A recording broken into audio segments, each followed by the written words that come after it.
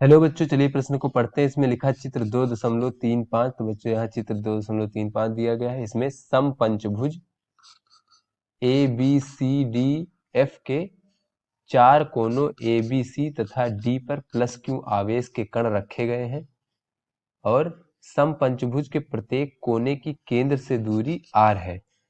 तो O केंद्र पर वैद्युत क्षेत्र की तीव्रता तथा वैद्युत विभव का मान ज्ञात करिए। तो चलिए बच्चों, सबसे पहले इस प्रश्न की मूल अवधारणा देख लेते हैं। तो बच्चों, इस प्रकार से अगर बहुत सारे आवेश यहाँ पर रखे हो Q1, Q2, Q3, Q4, बच्चों इन सब आवेशों के कारण किसी बिंदु P पर अगर हम वैद्युत विभव का बात करें बच्चों, तो चूंकि वैद्युत विभव एक अदिश राशि है, तो किसी एक बिंदु आवेश के कारण जो है बच्चों, वैद्युत विभव का मान होता है 1/4πε0 Q भागे R।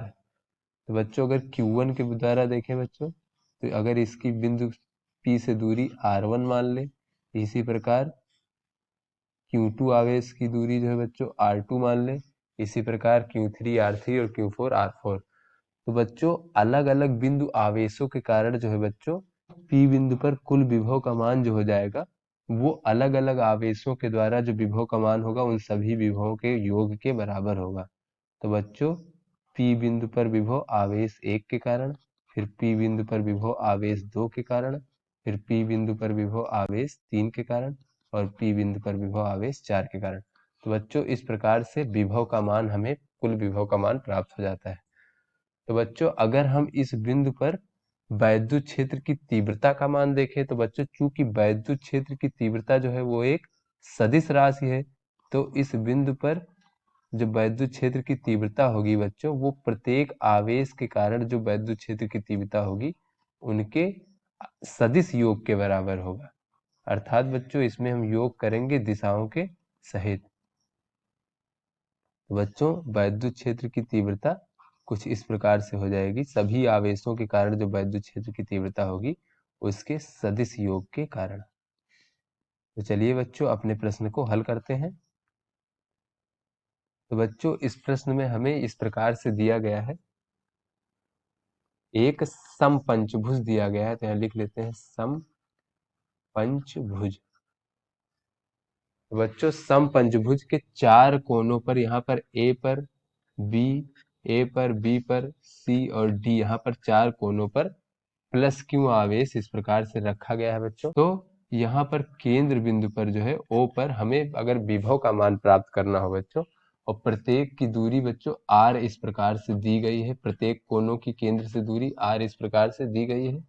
तो बच्चों अगर हम विभव का मान देखें केंद्र बिंदु पर, तो ये हो जाएगा बच्चों VA plus VB plus VC plus VD।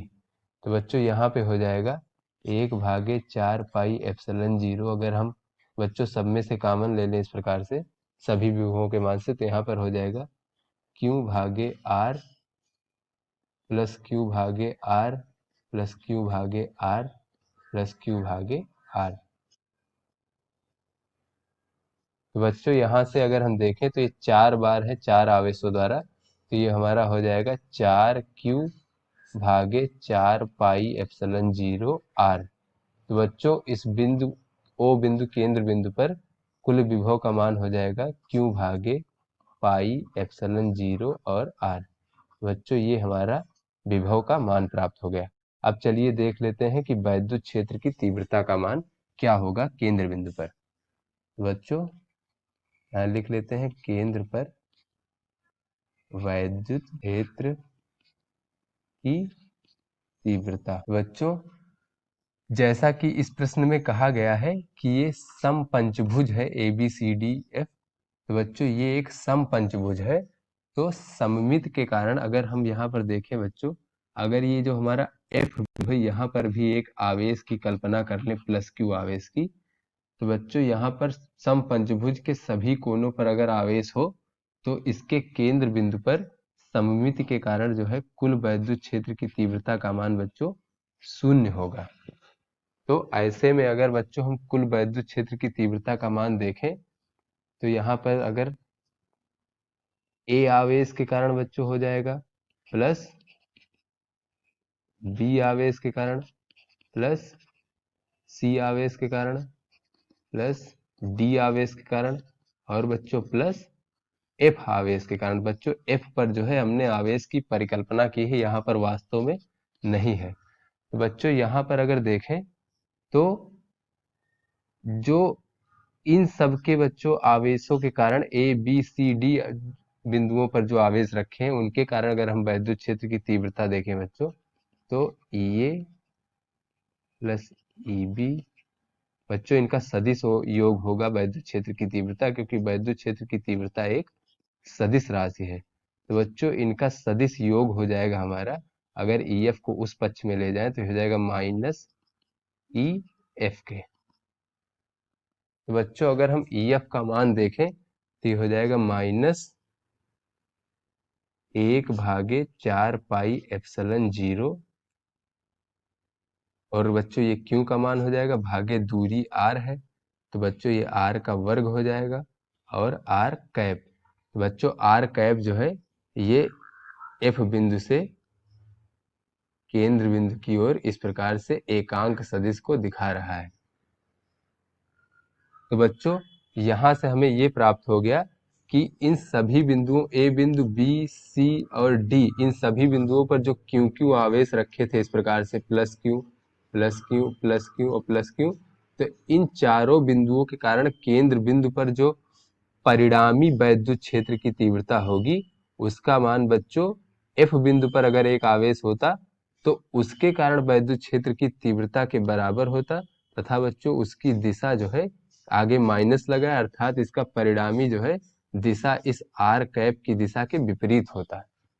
तो बच्चों यहाँ पर अगर हम देखें तो जो हमारा परिणामी ये होगा इसके कारण वो आर कैप की दिशा के विपरीत होगा। तो बच्चों ये हमारी आर कैप की दिशा थी, तो हमारा जो परिणामी वैद्युत क्षेत्र की तीव्रता की दिशा होगी वो केंद्र बिंदु पर उसका परिमाण तो इतना ही होगा, किंतु बच्चों दिशा जो होगी इस आर कैप की दिशा के विपरीत में होगी। बच्चों ये हमारा परिणामी वैद्युत क्षेत्र की दिशा, बच्चों आगे माइनस चिन्ह लगा अर्थात ये आर कैप की दिशा के विपरीत दिशा में होगी केंद्र बिंदु पर। बच्चों इस प्रकार से यहाँ पर ये हमारा परिणामी वैद्युत क्षेत्र की दिशा होगी। और बच्चों इसका परिमाण जो होगा वो परिणामी वैद्युत क्षेत्र की तीव्रता का जो बच्चों परिमाण होगा वो हमारा इसके बराबर हो जाएगा 1/4 पाई एप्सिलॉन 0 क्यू भागे आर का वर्ग। तो आशा करते हैं बच्चों ये आपको समझ में आ गया होगा। धन्यवाद।